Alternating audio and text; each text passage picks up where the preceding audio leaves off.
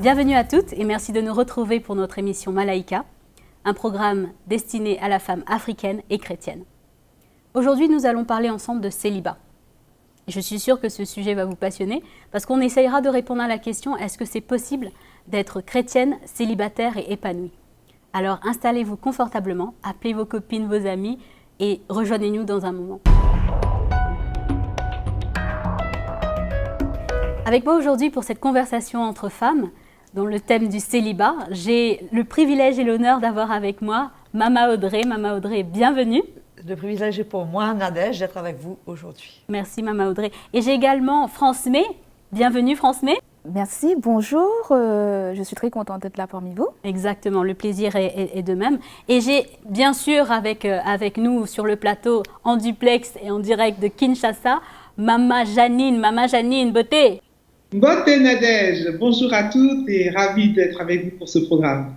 Merci Mama Janine. Et bien sûr, notre chroniqueuse qu'on ne présente plus, Magali. Bienvenue Magali. Merci beaucoup Nadège, bienvenue à toutes. Content d'être avec vous. Excellent. Et bien sûr, nous vous remercions toutes celles qui nous suivent depuis Côte d'Ivoire, le Gabon, le Cameroun, Kinshasa. Merci bien sûr de rester connectés avec nous pour ce programme. Et nous allons parler, donc on disait comme on disait au départ, de célibat. Et on constate dans le monde chrétien aujourd'hui qu'il y a plusieurs compréhensions au niveau du célibat, plusieurs réactions face au célibat de nos sœurs. Avant de rentrer vraiment dans le vif du sujet, on voulait donner la parole à Magali dans la chronique de Magali. Alors Nadège, j'ai fait énormément de recherches sur ce sujet qui va sûrement intéresser beaucoup de celles qui nous regardent.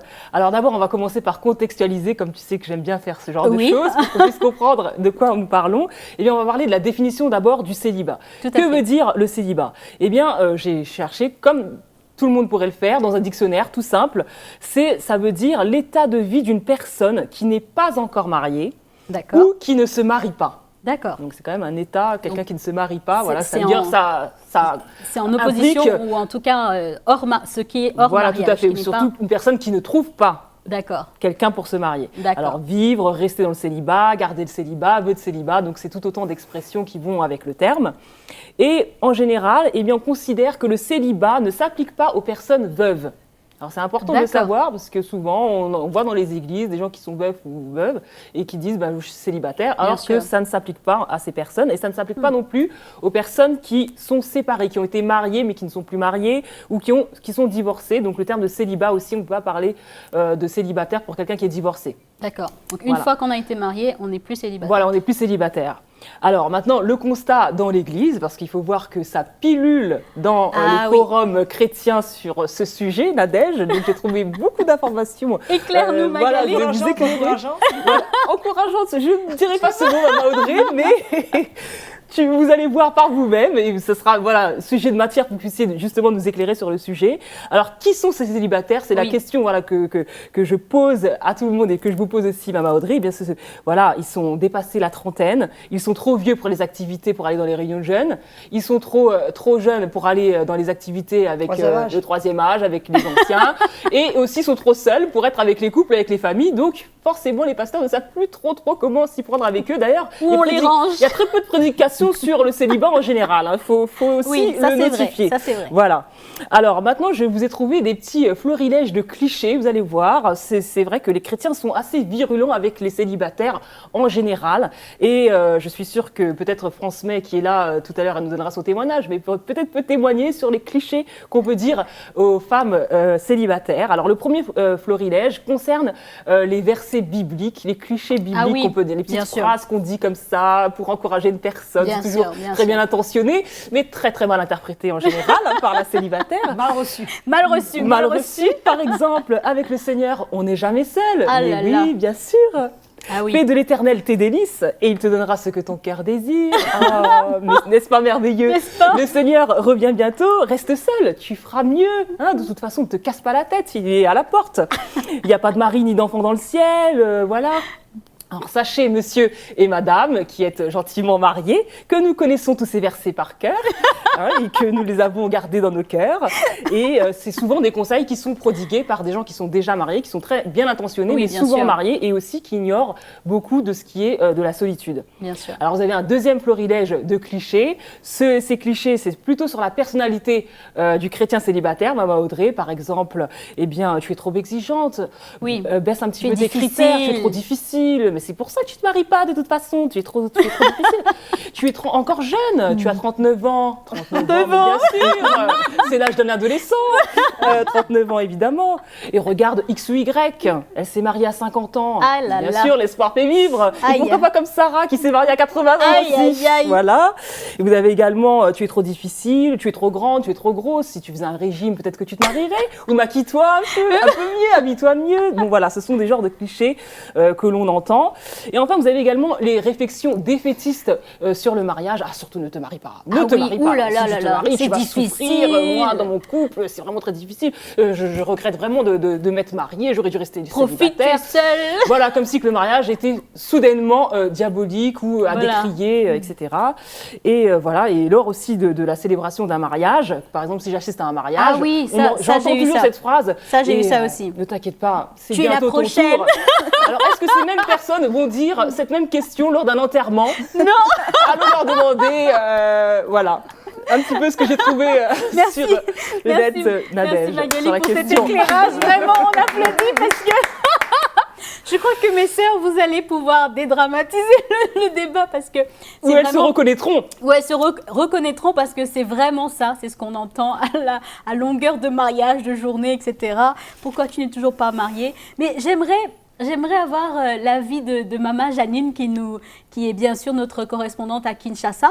Maman Janine, qu'est-ce qu'on dit aux femmes célibataires et surtout, le point le plus important, comment est considéré le célibat?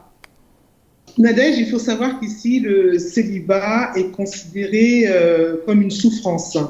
Oui. Les femmes célibataires chrétiennes en Afrique, et notamment à Kinshasa, souffrent beaucoup de cette, entre guillemets, étiquette, parce qu'elles sont un peu stigmatisées. Oui, ça c'est vrai. Il faut savoir aussi que dans certaines églises, on trouve...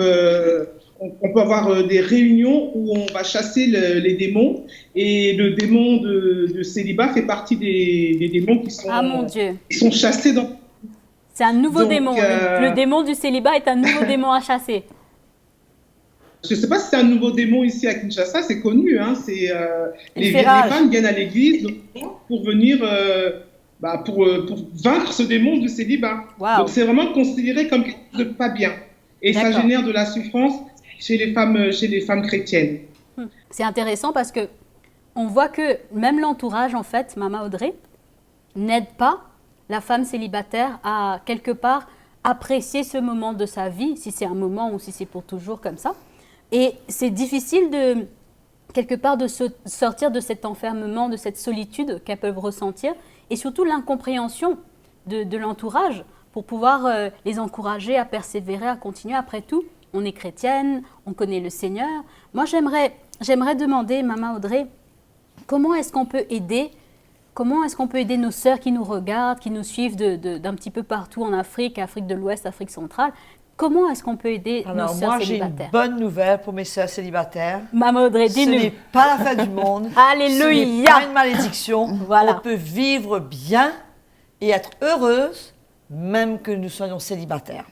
Je veux bien, je conçois que dans le monde, on puisse avoir toutes sortes de préjugés. Bien sûr. On puisse avoir toutes sortes de tabous.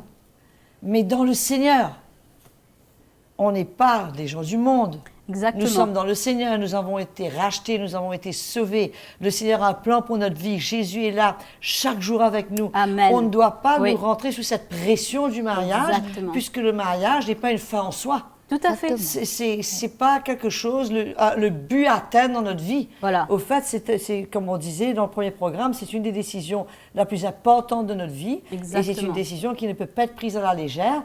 Et ce n'est pas le début et la fin de toute chose. On peut être heureux. Je connais plein de sœurs célibataires qui ne veulent même pas entendre parler de se marier. Elles adorent leur liberté, leur indépendance. Et aussi, je connais des sœurs qui sont mariées. Oui.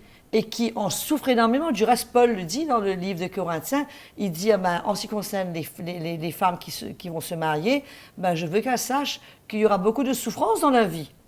Je rencontrais dernièrement une sœur qui me disait que depuis qu'elle a eu son second enfant, ça fait 2 ans qu'elle ne dort pas.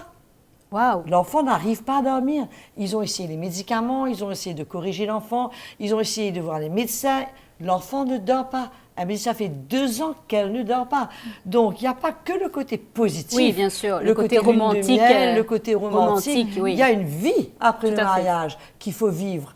Et ce n'est pas tout le monde qui est équipé pour cette vie et qui le vit comme il le faut. Aussi. Du reste, voilà. Le nombre de divorces. Exactement, exactement. Donc, pour moi, je veux vraiment encourager mes sœurs de leur dire, écoutez, ne rentrez surtout pas sous la pression du monde, même pas de l'Église. Voilà, c'est ce que j'allais dire, parce que des fois, c'est même pas le monde, voilà. c'est dans l'Église, en fait. C'est dans l'entourage chrétien. Je veux vous rassurer, il n'y a pas de démon de célibat. Voilà, amen, Maman Audrey. Il n'y a pas de démon de célibat. Voilà, c'est dit comme ça. Il n'y aura pas, c'est des inventions de l'homme. Exactement. Jésus est le Seigneur et il a votre vie entre ses mains.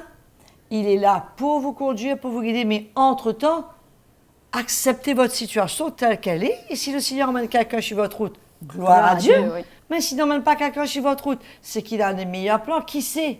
Oui, il se peut qu'il vous a préservé de quelqu'un qui serait venu vous demander en mariage et avec qui vous auriez été très malheureuse. Oui. Donc, ça aussi, c'est une possibilité. Il faut se détendre. Il faut accepter notre situation telle qu'elle est. Il ne faut pas se dire que c'est une malédiction. Il ne faut pas croire Magali, il n'y a pas de malédiction. C'est pas diabolique. Ça n'est pas diabolique. Dieu ne nous a pas abandonnés. Voilà. Le Seigneur nous aime. Son Exactement. amour est le même pour nous que pour les femmes mariées. Et je pense, à vous dire la vérité, que les femmes mariées ont plus besoin du Seigneur. Justement, en parlant celles qui sont célibataires. En parlant de femmes mariées, moi j'aimerais donner l'opportunité à France May de justement nous donner son témoignage et je trouve ça vraiment passionnant. Donne-nous, et surtout à nos téléspectatrices, quelques informations. Justement, tu as rencontré le Seigneur, ça a pris combien de temps ton temps de célibat? Je me suis convertie, j'avais à peine 18 ans. D'accord. Et je me suis mariée, j'avais 41 ans. Donc si je calcule rapidement, ça fait 23 ans de célibat. Exactement, 23 ans de célibat. Tu as entendu, Magali? De martyr. Est-ce que voilà, c'est une bonne question, Est-ce que ça a été 23 ans de martyr? Pas du tout. Au contraire. Il faut que tu sois vraiment... dis-nous vraiment, dis-nous. C'est exactement, c'était pas du tout le martyr.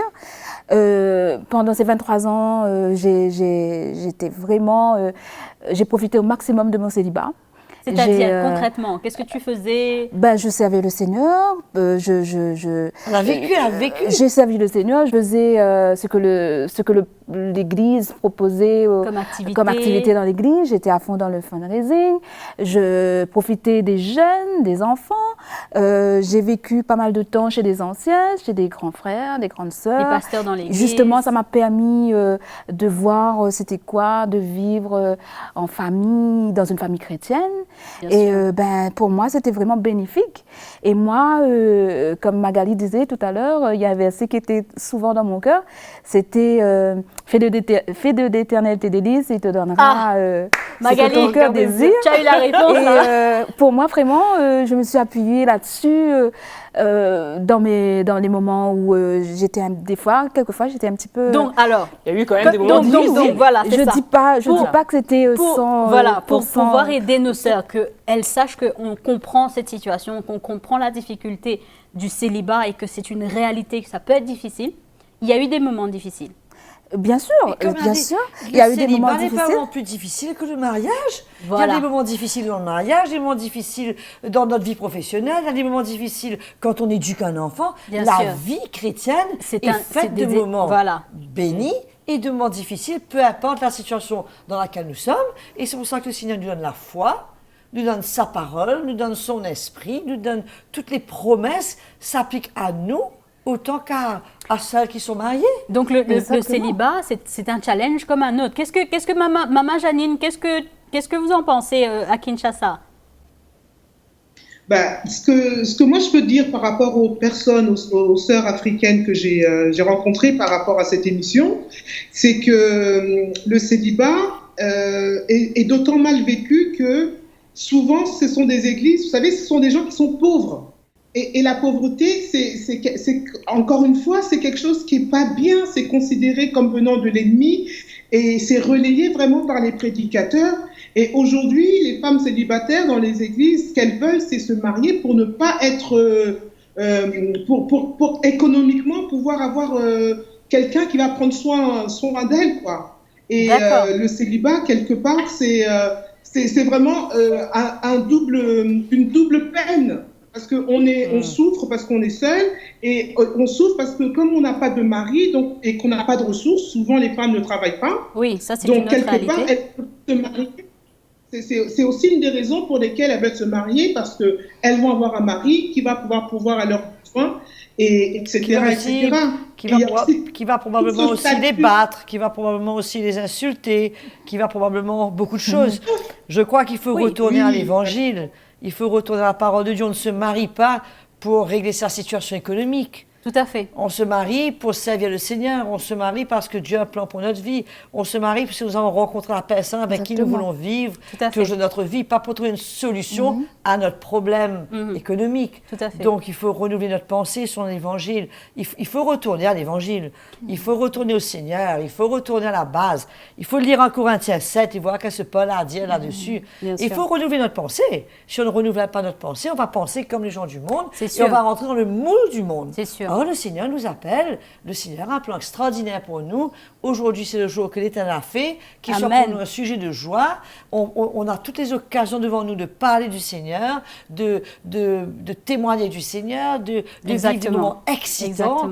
Je ne vois vraiment pas pourquoi ça devrait être un problème aussi énorme. Alors, on en fait un problème. Justement, dans un autre défi de la femme célibataire, on parlait de tous ces défis tout à l'heure, mais il y a aussi un défi dont on ne parle pas souvent, c'est le défi de la tentation sexuelle. Parce que premièrement, ces femmes célibataires sont approchées, sont abordées, sont courtisées par beaucoup d'hommes dans l'Église comme à l'extérieur de l'Église, et elles sont donc sous une certaine pression aussi. Elles ont elles-mêmes leurs propres tentations par rapport au fait que, bon, bien sûr, on sait que la différence entre un célibataire et une personne en couple, c'est qu'il peut avoir cette intimité. Et donc, en tant que célibataire, elles ne l'ont pas. Donc, ça peut être assez difficile de se retrouver un peu sous cette pression. Comment est-ce qu'elle peut gérer cela? Écoute, je pense que c'est une tentation, n'est-ce pas, France, mais comme une autre. Oui. Je veux dire, encore une fois, si on rentre dans l'esprit du monde, l'esprit de flirter, l'esprit de... Voilà. De s'amuser avec des petits SMS, 3 petits points. Et les virgules. J'ai vu, oui, 2 petits points, un petit smiley. Voilà. Si on joue ce jeu, bien sûr, c'est dangereux. Mais je pense que la tentation, c'est une tentation comme n'importe qui. Comme la femme mariée, du reste. Voilà. Mais la femme du marié a des tentations envers d'autres hommes. Donc les collègues de son mari, son directeur, la femme secrétaire qui est mariée, elle vit des tentations. Ça ne règle pas la tentation. Tous les jours. Voilà. Et si jamais on tombe, parce que ça arrive à nous tous de tomber, bien sûr. Comme c'est le cas pour n'importe quel autre péché, on se repent, on demande pardon sincèrement au Seigneur et on continue notre marche avec le Seigneur. Bien sûr. Ce n'est pas le péché mortel. Bien sûr. Donc le verset sur lequel certains s'appuient, donc c'est 1 Corinthiens 7, versets 9 à 10, qui dit « Si c'est difficile pour une personne de résister, il vaut mieux qu'il se marie que de brûler. » Dans le cas qu'il y a bien quelqu'un qui veut l'épouser. D'accord, ok. Donc c'est pas... Il fait comment il marche, voilà. Il marche à capoter. Voilà. Je brûle, je cherche je brûle. Il fait quoi? C'est surtout, encore une fois, je crois que ça parle souvent de l'homme. Oui, mais le défi aussi chez la femme. Hein? Oui, mais l'homme, au lieu de brûler, c'est lui qui cherche l'épouse. Oui, bien sûr. C'est pas la femme qui va aller chercher. Va chercher un homme. Bien sûr, c'est dans ce sens-là. C'est un peu dans ce sens-là, puisque lui, c'est lui qui fait la demande, c'est lui qui cherche, c'est lui qui choisit. Bien sûr. Enfin, il y a des cas où les femmes ont choisi. C'est ce que j'allais dire, il y a eu des cas aussi. Ouais. En général. Donc, je crois que c'est un faux problème qui est probablement utilisé par les églises qui ne sont pas sur une bonne fondation, puisque ça les arrange d'attirer de cette façon des femmes et de créer un problème là où il n'y en a pas, pour venir davantage, peut-être faire des dons, faire des offrandes. Je ne sais pas si Maman Janine... Est-ce que Maman Janine que ça existe, qu'on fasse des offrandes? Oui, Maman Audrey, ça va même plus loin. il y a certaines églises, certains pasteurs qui font des appels pour les femmes célibataires. Donc, les femmes doivent venir à l'église, embrasser leur bague, leur alliance de mariage au pasteur et à sa femme. Non, mais c'est n'importe quoi. Ah non, mais ce sont des pratiques qui existent aujourd'hui dans les églises. Donc, elles vont embrasser l'alliance du pasteur et de maman pasteur, la femme du pasteur. Et en plus de ça, elles doivent faire une petite offrande, en plus d'embrasser, une offrande assez conséquente pour pouvoir avoir un mariage. Donc, tout est... ça me rappelle, excuse-moi Janine, mais ça me rappelle étrangement la sorcellerie. Bah oui. Et je veux vraiment encourager ces sœurs, ne rentrez pas dans ce jeu. Exactement. Surtout pas dans ce jeu, parce que le Seigneur n'est pas dedans. Et ce n'est pas d'embrasser des bagues, ce n'est pas de faire des offrandes. Il faut surtout être bien dans son cœur. Voilà. Faire confiance au Seigneur pour notre vie. Il n'y a pas de démon de célibat, rassurez-vous. Exactement, Maman Audrey. Il n'y a aucun démon à chasser de vous. Exactement. Tout ça, c'est des inventions de l'homme. Et on ne faut surtout pas, Magali, rentrer dans ce genre de jeu. Mais Maman Audrey, quand même, ça témoigne d'un désespoir. Voilà. Ces gens qui et ils nourrissent le désespoir. Qui agissent comme ça, c'est quelque part, elles sont désespérées. Parce qu'elles rentrent sous la pression du monde. Il y a des gens qui sont désespérés d'avoir une voiture. Oui, il y a d'autres qui sont désespérés d'avoir une maison. Elles n'ont pas de toit sur la tête, elles n'ont pas de quoi vivre. Elles sont désespérées pour avoir la nourriture. Bien sûr. Donc, ce sont des vrais problèmes. Oui, mais là, c'est... Oui, il ne faut pas qu'elles oublient que le Seigneur est au contrôle de toutes choses. Et qu'il y a un temps, et le temps du Seigneur, et il y a un plan de Dieu mais aussi. Mais il se peut aussi qu'elle ne se marie jamais. Oui, c'est ce que j'allais dire. C'est ce qu'on ne dit jamais. Il faut le dire. Parce qu'il ne faut pas nourrir un espoir si qu'elle ne se marie jamais. Parce que, pour X raisons, elles n'ont pas de chaussures à leurs pieds, elles ont peut-être eu un train qu'on passait par là, elles ont refusé, le train n'est pas revenu. Tout à fait. Elles étaient trop exigeantes. Peu importe les raisons. Oui. La barre était trop haute. Je connais des gens, moi, qui ne cherchent que des gens de l'autre race, d'une certaine race. Mais c'est compliqué. Puisque les gens de cette race-là ne veulent pas nécessairement épouser des gens d'une autre race. Ou de différentes ethnies, ou de différentes cultures. On se complique la vie, et si on ne se marie pas, et alors c'est pas la fin du monde. On peut être heureux. Voilà. Moi, je veux encourager ces sœurs. Écrivez-nous. Voilà. Si vous avez des problèmes, vous n'êtes pas seul, on est avec vous. L'Église du Seigneur, ça devrait être votre famille. Ça devrait être là pour vous encourager. Et si c'est pas le cas, écrivez-nous. Justement, dans Magali ce moment... même va pouvoir vous encourager. Dans les quelques minutes qui nous restent, Maman Audrey, si on peut donner quelques clés, quelques conseils, comment vraiment, véritablement vivre ce célibat étant épanoui, heureuse et bien dans son cœur. Il faut oublier le nom célibat, il faut simplement se dire je suis une chrétienne, c'est pas, je ne vis pas, ma vie ne se complique pas par rapport à mon âge. Jésus m'aime, Jésus a un plan pour moi, il m'a sauvée. C'est important de ramener le salut. Ne faisait jamais plus rien pour nous. Est-ce que c'est pas suffisant d'être sauvé? Tout à fait. D'avoir la vie éternelle. Tout à fait. De n'être plus sous le régime de l'ennemi, de connaître Jésus, d'avoir sa paix, sa joie, d'être libre. Profitez de votre liberté. Exactement. Il y a beaucoup de femmes mariées qui auraient souhaité être libres comme vous. Ça aussi, c'est un commentaire qui ont 6 enfants, qui passent leur vie à nettoyer, à faire la vaisselle, à faire les lits, à être le ménage. Elles ont oublié ce que c'est que de servir le Seigneur. Elles ne peuvent pas assister aux réunions. Profitez, soyez reconnaissantes de ce qu'on a. Maintenant. Et faites le meilleur de votre vie pour le temps que vous avez. Voilà. Il se peut que vous soyez mariés dans un an et que vous perdiez toutes ces choses. Tout à fait, tout à fait. Bon, je pense, n'est-ce pas, François? Exactement. Et vivre le jour le jour. Voilà. Et ce que le Seigneur nous donne en tant que célibataire, à le servir, à le chercher, à être épanoui, à être un modèle pour les autres jeunes filles célibataires. Je sors pour manger ma glace. Il n'y a pas que le servir le Seigneur. C'est ça. Il y a des vies de tout. Voilà, c'est ce que j'allais dire. Des voyages, des découvertes, apprendre de nouvelles choses. On peut faire autre chose que simplement se focaliser. Je visite mes amis, je rentre tard, j'ai pas d'heure pour rentrer, j'ai pas de compte à rendre à personne. On n'a pas de pression. Il y a beaucoup de choses. Tout à fait. Je vais à un match de foot, j'aurai la télévision, je dors quand je veux, je me réveille quand je veux, je mange quand je veux. C'est extraordinaire. Donc, est-ce que, Maman Audrey, vous pensez que souvent le mariage est trop idéalisé par les célibataires, par les sœurs en général? Tu as parfaitement raison. Le mariage, c'est pas une fin en soi. Et comme Paul dit, je veux vous éviter des souffrances. À ceux qui ne sont pas mariés, je vous encourage à ne pas vous marier parce que je veux vous éviter des souffrances. Je ne veux pas que vous soyez ignorants des choses qui existent, des réalités du mariage.